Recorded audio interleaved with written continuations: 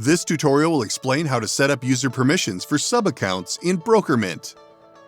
The first thing you need to do is select a sub-account. You can switch between sub-accounts using the Quick Sub-Account switch.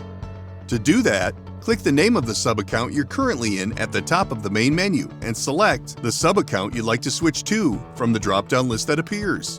Then, navigate to Users under Settings and select a user whose permission level for the selected sub-account you'd like to adjust.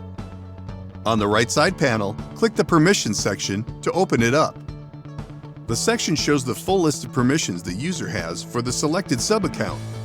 To adjust those permissions, click the Adjust Permissions link at the bottom of the section.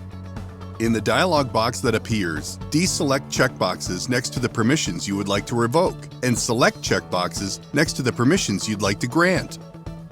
When done, click Save. You're all set. Thanks for watching and have a great day.